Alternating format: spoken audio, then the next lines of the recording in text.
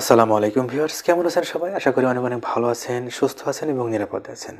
Viewers, আজকে যে বিষয় নিয়ে কথা বলবো সেটি হচ্ছে ইরেকটাইল ডিসফাংশনের 10টি কারণ। ইরেকটাইল ডিসফাংশন, পুরুষত্বহীনতা হচ্ছে যৌনতার জন্য যথেষ্ট সময় ধরে ইরেকশন বজায় রাখতে না পারা, যৌন ক্রিয়াকলাপের অক্ষমতা তৈরি হওয়া, লিঙ্গের উত্থানজনিত সমস্যা।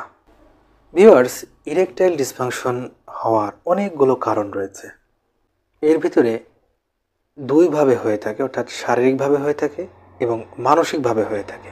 অর্থাৎ কিছু কারণ রয়েছে শারীরিকভাবে আর কিছু কারণ রয়েছে মানসিকভাবে। আজকে আমি ইরেকটাইল ডিসফাংশনের যে সমস্ত কারণগুলো রয়েছে তার ভেতরে 10টি কারণ নিয়ে আলোচনা করার চেষ্টা করব। 1 নম্বর কারণ সার্কুলেটরি সিস্টেম বা সংবহন ব্যবস্থা। স্নায়ুতন্ত্র বা হরমোন তৈরি এগুলো যদি সঠিকভাবে না হয়ে থাকে কিংবা সঠিকভাবে কাজ না করে থাকে তাহলে ইরেকটাইল ডিসফাংশন দেখা দিতে পারে। অনেক ক্ষেত্রে ইরেকটাইল ডিসফাংশন শারীরিক অনেক ধরনের রোগ ব্যাধির কারণে হয়ে থাকে। শারীরিক রোগ ব্যাধির ভিতরে বলতে গেলে প্রথমত যদি হৃদরোগের কোনো সমস্যা থেকে থাকে, কারো যদি হার্টের কোনো সমস্যা থেকে থাকে, হৃদরোগ হয়ে থাকে, তাহলে কিন্তু তার ইরেকটাইল ডিসফাংশন দেখা দিতে পারে। এরপর হচ্ছে উচ্চ কোলেস্টেরল।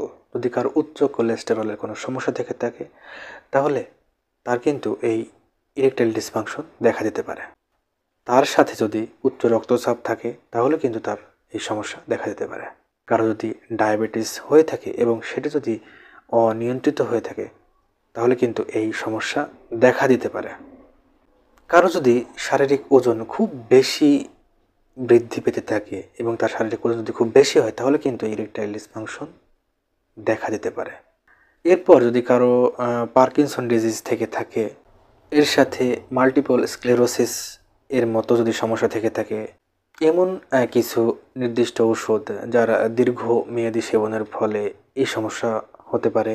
কারো যদি প্রোস্টেট গ্রন্থির কোনো সমস্যা থেকে থাকে, অর্থাৎ প্রোস্টেট গ্রন্থির কোনো রোগ থেকে থাকে তাহলে কিন্তু ইরেকটাইল ডিসফাংশন দেখা দিতে পারে।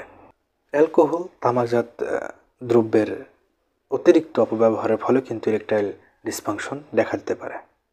কারো যদি দীর্ঘস্থায়ী কিডনি রোগ থেকে থাকে তাহলে কিন্তু তার এই সমস্যা দেখা দিতে পারে।